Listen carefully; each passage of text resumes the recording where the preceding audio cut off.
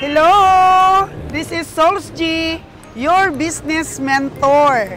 Mga kagandang buhay, meron po akong isang kaibigan na nagpatulong po sa akin na makapagbukas ng maliit na bigasan business. At dito nga kami ngayon ni Manager Bio para i-rescue po siya. Meron po kaming dalang isang Travis, mga kagandang buhay, na stocks po na bigas. At isi-set up po namin ang kanyang maliit na store. At marami po kayong matutunan dito sa vlogs na ito. Magkano ba ang naging puhunan niya sa mag-umpisa ng maliit na bigasan business? Si-set up po natin, mga kagandang buhay, at ipakita ko po sa inyo kung ano-ano pa ang pwede niyang maibinta dito, ang area po, mga kagandang buhay, at ang kanya pong rent kung magkano. Kaya tutok na po dito sa Souls G Vlogs, negosyo at iba pa.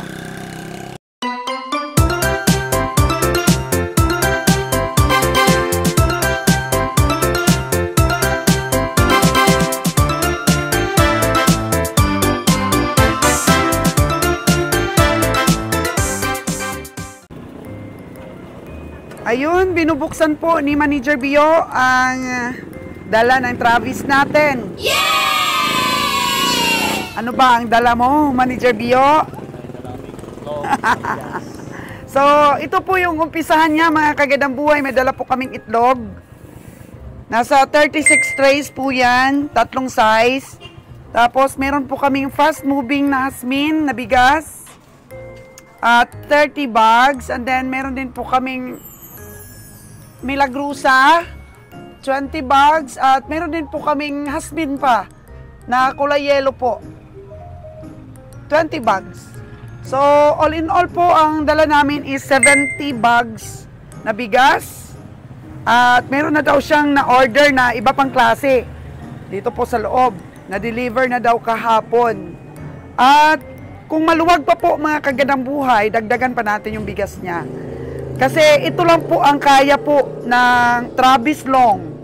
70 kabans lang para wag kaming maputukan ng gulong.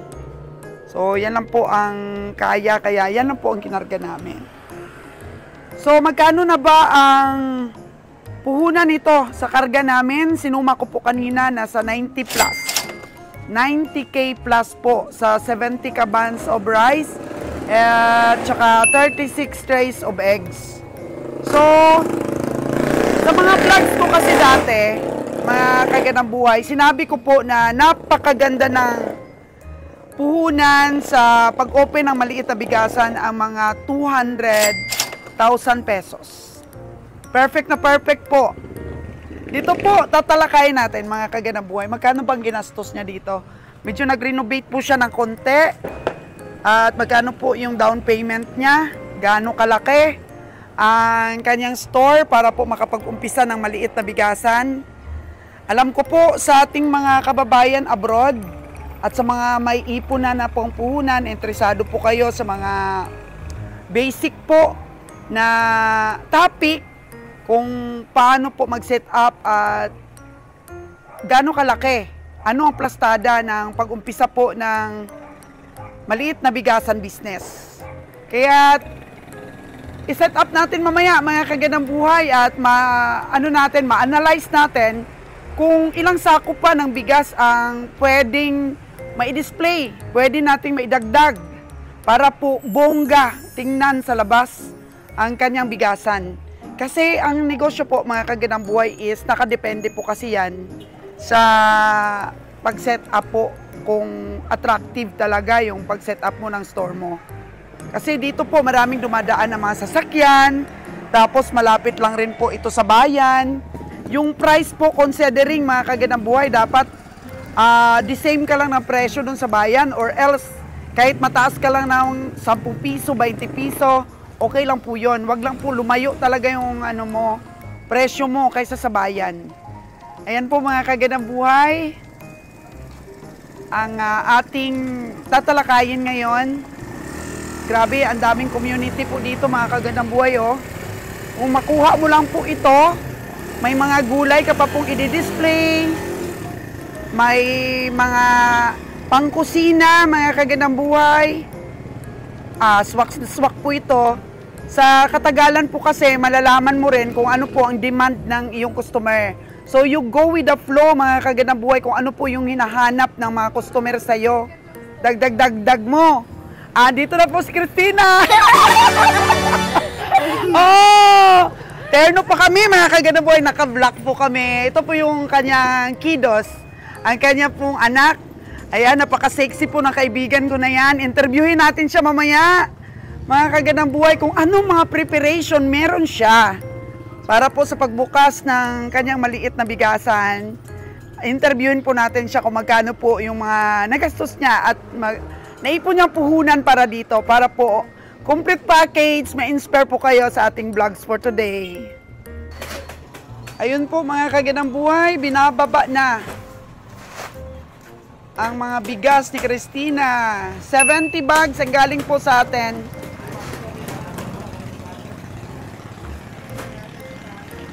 Magkano ba ang dapat niyang ipatong dito sa mga bigas niya na to?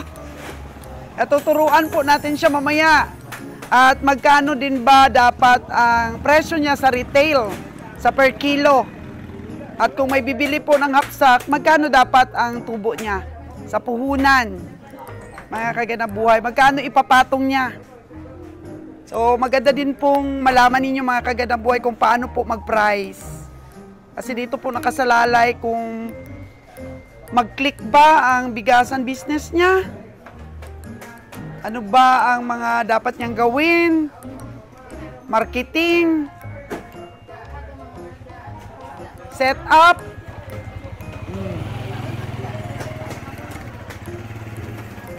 Yun.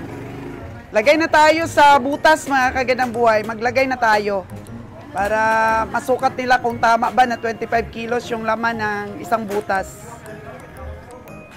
Yo, maglagay ka na yo dito sa mga butas.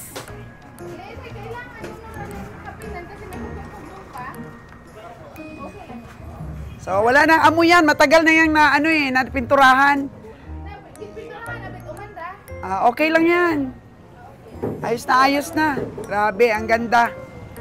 Yung pagpagawa pala mga kagandang buhay nito, dahil sulit po ito na bakal, gagastos ka dito, mga 15 mil. 15K kaagad yung gagastusin mo dyan mga kagandang buhay o mahigit pa. Kasi ito po, ginawa namin ito noon pa, mura pa yung materyales.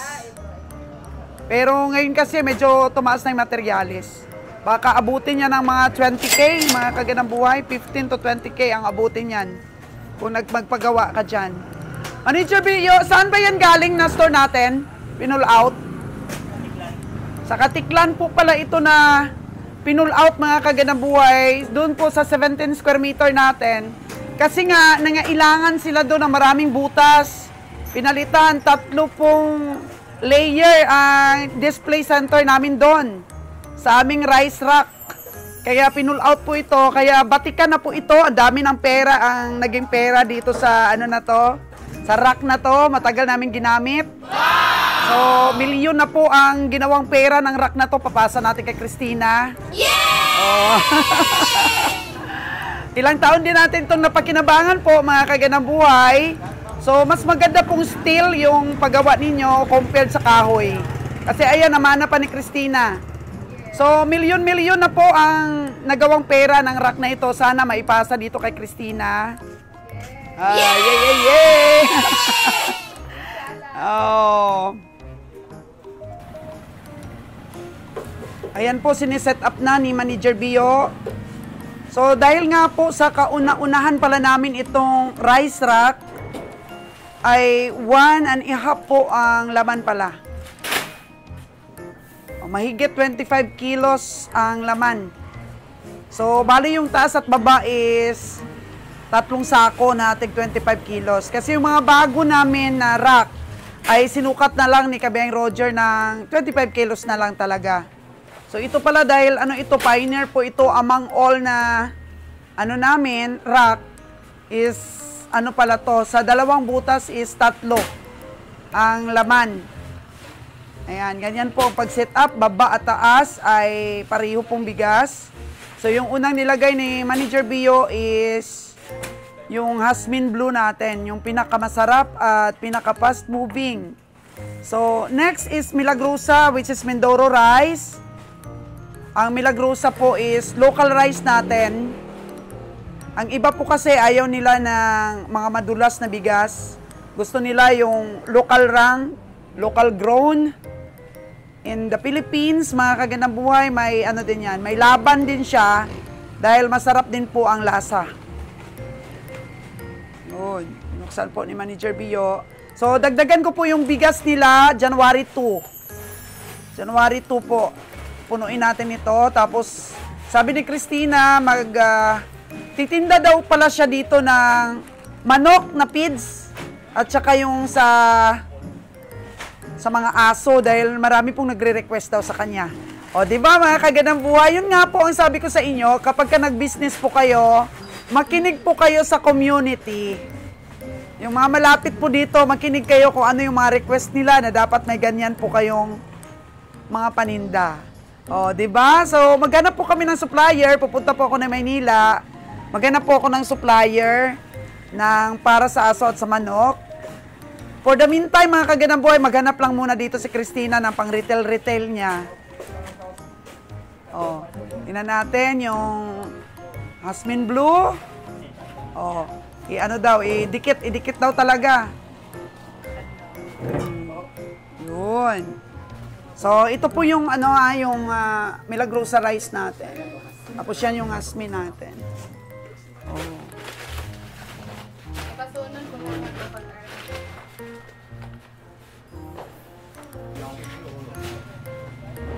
Bakit mo naisipan na bigas yung negosyohin mo? Ang bigas kasi, mabilis mo ma-set up. Parang wala kang maraming iisipin. I-prepare mo lang yung lugar kung saan ka magtitinda. Hahanapin mo lang yung lugar na saan marami yung community.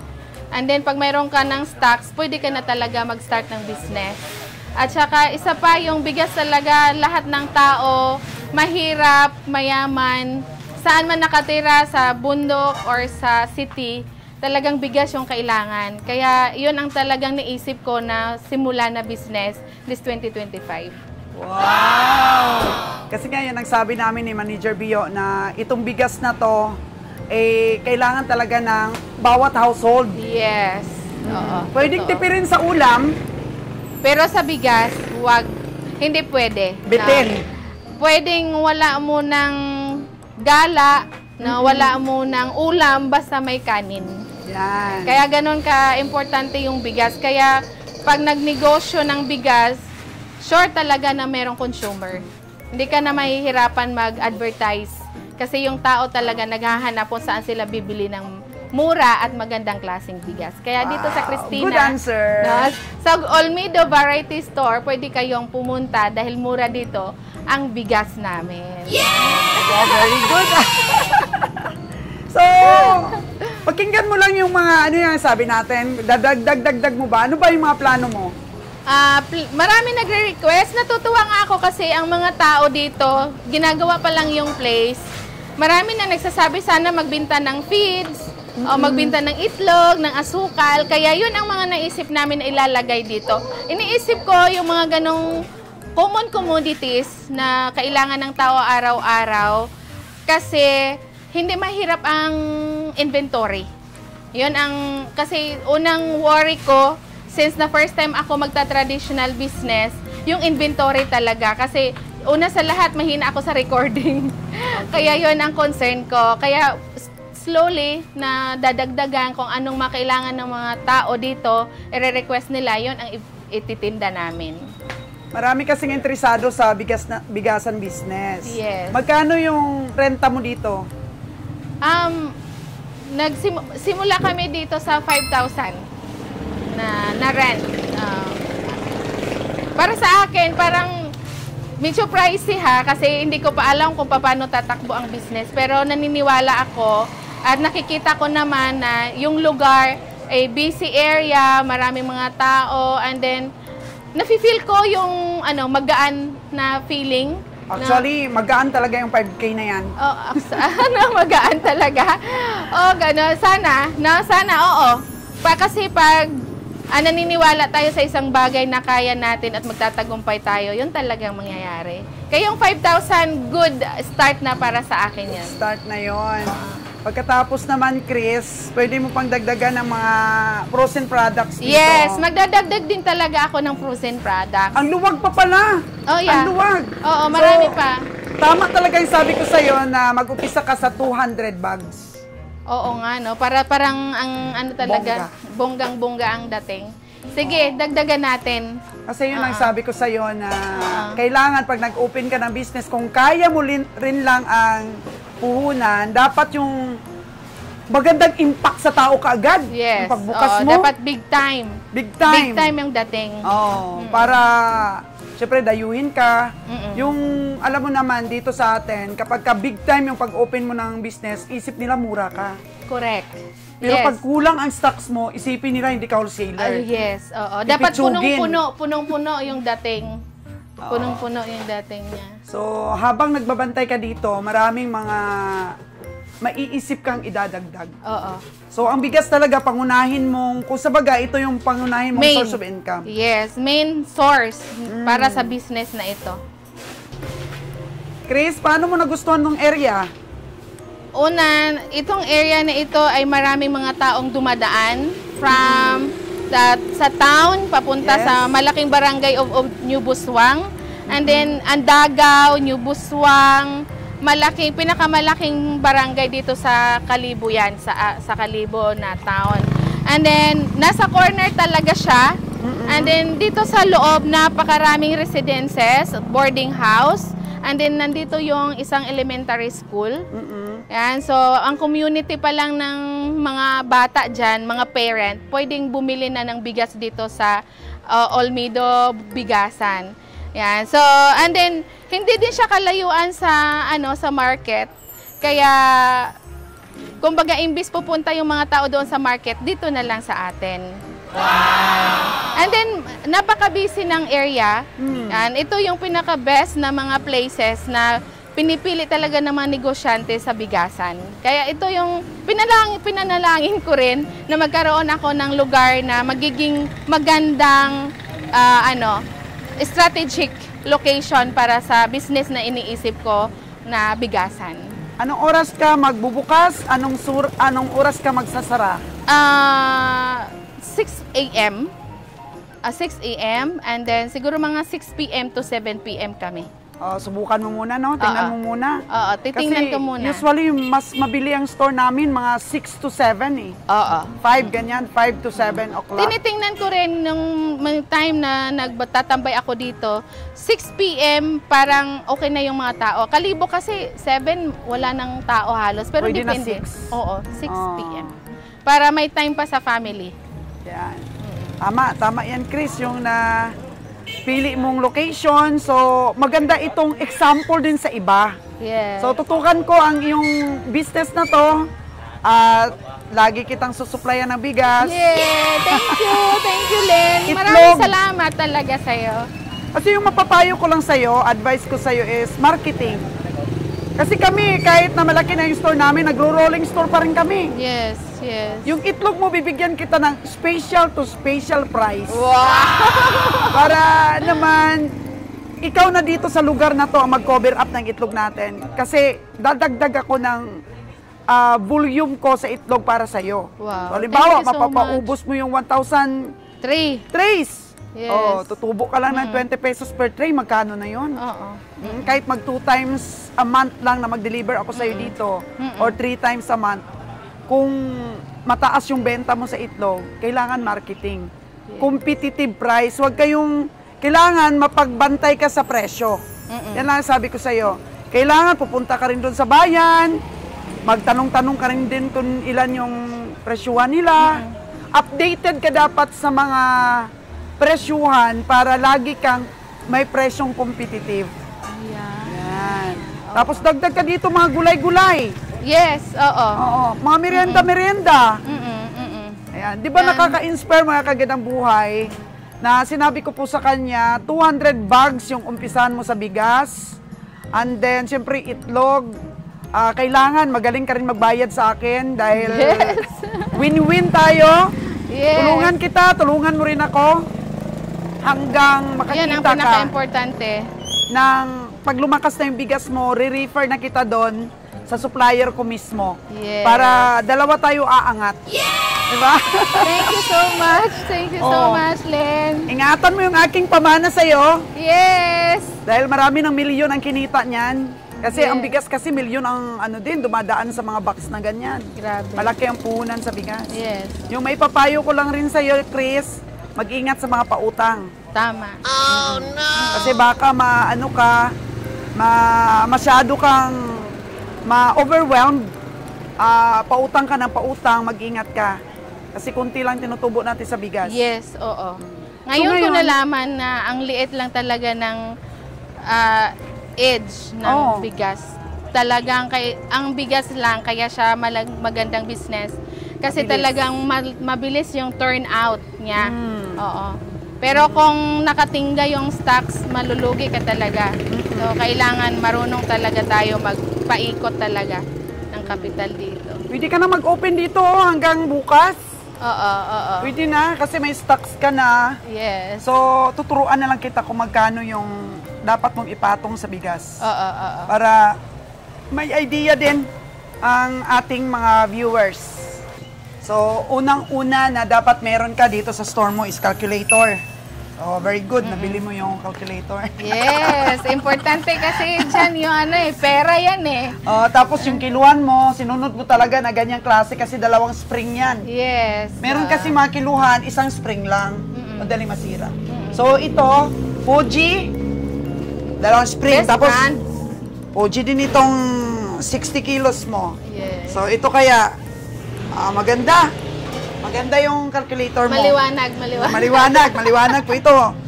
Tandaan nyo mga kagandang buhay napaka-importante ng calculator at kiluhan.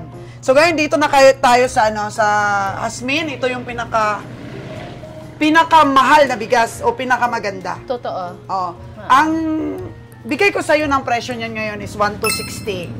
So kailangan huwag kang lalayo doon sa bayan. Magkano ba yung Ngayon, nakita ko 60 ang per ang kilo per ng kilo? Hasmin. Hasmin talaga na blue, ganyan talaga siya. Oo. Tapos magkano yung per sack nila? 1.3. 1.3 yung wholesale. Wholesale nila, pero sa maramihan yun. Oo. Sa maramihan yun. Oo. Pero yung retail nila sa bawat sako, siguro 1.5. 1.5 siguro. 1.5? Oo. Ang layo naman ng retail nila sa wholesale.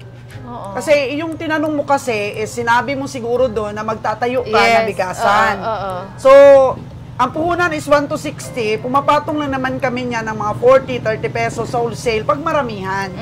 Oo. So, kaya 1,300 yung bigay niya sa'yo. Pero ako, 1,260 lang bigay ko sa'yo. Presyong kaibigan. Yes. So, ngayon, dahil 1,260, pwede mo siya mag-plus 100 ka. 1,360 plus 100. Magkano 1,260, di ba? Ang bigay ko sa'yo. Plus 100 is 1,360. 1,360. 1,360 yung bigay Wholesale. Yung pang isa-isa lang, Oo wala nga. namang mag-wholesale sa'yo dito siguro. Oo, I mean, yung isang sako. Yung isang sako na ganyan. Oo, So, pero sa per kilo. sa per kilo, kasi depende kasi sa'yo kung gusto mong 1,360 ang binta mo o 1,380. Oo. Pwede yan. So, dito naman, 1,400. Pero 1,380, okay na yun. pwede na. So, meron ka ng 120 sa isang Oo. sako. So, kung mag-ano ka, ayaw ko kasing sundin mo doon yung retail Oo, nila, oo. 60. Oo. So, 58 lang tayo. 58 or 57 times 57. 25. 57 kasi 60 doon sa kanila eh. Oo. At least 3 pesos ang ano natin, So, difference. ano mo ito? Magkano ito sa atin nyo? Di ba 56? 56? So, kung 57 times 25, 1,425. Oo. Siguro yung pwede natin i-58, tapos yung isang klase ng yellow na Hasmin is i-56 natin. Kasi parehas lang namang Hasmin. Oo. I-58 na natin Ito to. yung yellow. Yan yung Ito yellow. yung blue. Kasi kung 60 ito sa bayan, dapat 58 ka lang. Oo. Maganda din ang lasa niyan. Maganda rin. Ayan po mga kagandang buhay, yung turo ko po sa inyo. Kapag ka sa retail, dapat kikita kayo ng mga 150 pesos per bag sa retail. Kasi nagpa-plastic ka pa. Oo. Oo. Oh. tama. 'Di ba? Dapat mas mataas. So, yun nga ang turo ko sa'yo, Chris, na dapat mapagmatsyag ka rin doon kung magkano. Tapos pakinggan mo yung customer, sabi, ay, alam mo ba, yung kuha ko lang doon sa bayan, 1,380, di ba sa'yo? Ang kuha ko lang kasi doon, 1,360 lang eh. Tapos sabi ko, sige, 1,360 na rin sa akin, hindi ka na mamasahe pa. O ngayon, pag sinabi nila, ay, 1,340 lang yung kuha ko doon. Sabihin mo kasi dito, di ka na mamasahe papunta doon. Kaya mas medyo mataas-taas di kami dito ng 20. Huwag mo na masyadong ibaba yung mo dito. Yung presyo mo. Kasi nga, hindi na sila mamasahe. Oo. Kaya sana mga kaganang buhay, may natutunan po kayo dito sa turo natin kay Christina. Kailangan po competitive na presyo para tangkilikin yung ating store. Tapos, magandang setup lagi, malinis. Malinis, ano ito? Bigas. Bigas ito, pagkain to. Mamaya, nakita nila, dugyot ba? So, kailangan malinis. May mga frozen products ka pa dito. May mga feeds. Oo, dapat yung maingat ka sa paglagay sa plastic ng feeds. Baka pumunta dito sa bigas. Ganyan. At, halika dito, Jason. Meron ako paalala sa'yo. Since kasi na isa't kalahating 25 kg ang laman nito, dapat every 15 days, nababaliktad mo yung sa ilalim. Nakukuha. Yung pag every 15 days, ilagay mo ulit sa sako siya. Pagtapos buhusan mo ulit ang bago. Tapos yung nilagay mo ng sako na yun ang itaas mo. Habang bumibili. Kasi maiwasan natin yung mabulok sa ilalim. Kasi ang bigas, masilan din. Ayaw niya yung mga talsik-talsik ng ulan. Kasi pwedeng matalsik-talsikan siya, babaho yung bigas natin. Oh, no! Mabilis kasi bumaho ang bigas yun ang ayaw ng bigas, yung mabasa siya. Kaya, sabi ko rin sa'yo, marketing strategy. Kailangan, kung nagpapahatid doon, kailangan ihatid mo talaga para medyo madagdagan yung pagkamacho mo. Bawal dito ang tamad, dito sa negosyong bigasan. Kung sabihin nila, Dong, pwede mo bang ihatid doon? O diskarte ka, ay, pwede ba? Kasi yung mga tao ko sabi, okay, basta may pampamahaw pang merenda. So, biro-biro lang yon. Pero yung minsan, yung mga tao, pag biniro mo, nagbibigay. Meron naman wala. Merong seryoso, merong hindi seryoso, ganyan. Pero malay mo, matuwa sa'yo, bigyan ka 20. Pagkatapos naman, yung itlog natin, pwede mo ring i-marketing. Kasi, bigyan kita, halimbawa, yung bigay ko lang sa'yo ng itlog. Yung large ngayon is 285 to 90, ang presyuan dito sa Kalibo. So, bibigay ko lang sa'yo ng 265. Kung ibenta mo yung 285 kagaya sa amin, may 20 ka na. Hindi na masama, di ba? Oo. Kasi ang natin dito sa negosyo, yung mindset natin, yung iba kasi nahihiya. Sa pag-umpisa ng negosyo, dapat tayo firm. Huwag tayong mahiya. Bakit mahiya tayo?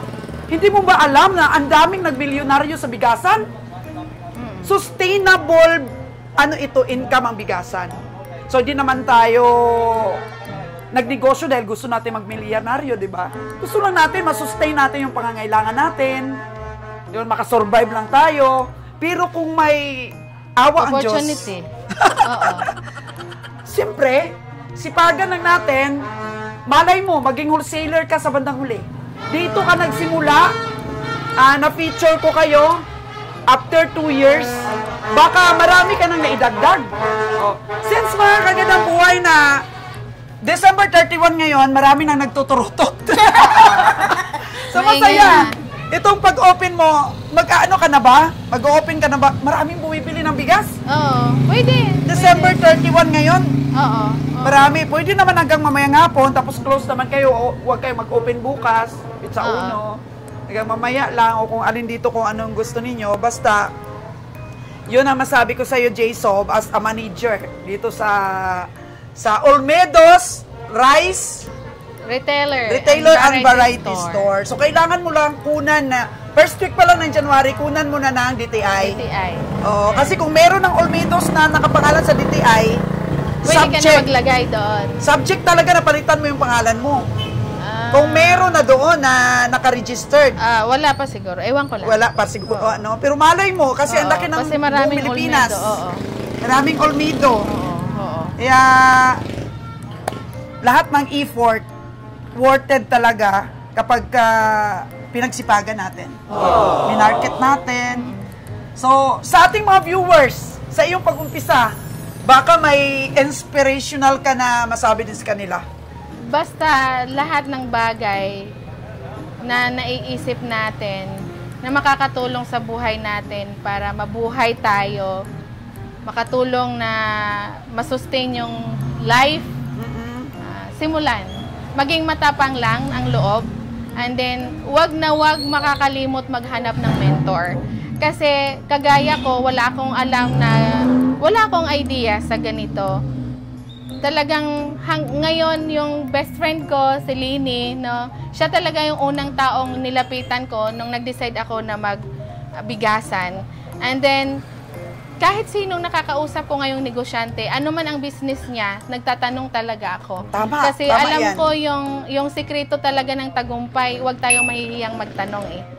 Yun lang talaga. So, meron akong feeling of excitement. And of course, meron din, wala namang taong hindi kinakabahan kasi wala ngang alam. Pero kahit anong bagay na hindi natin alam pag inaral, matututunan at matututunan. Very good. Thank you so much. Thank you so much to my friend, no, for helping me since na nagkaroon ako ng problem.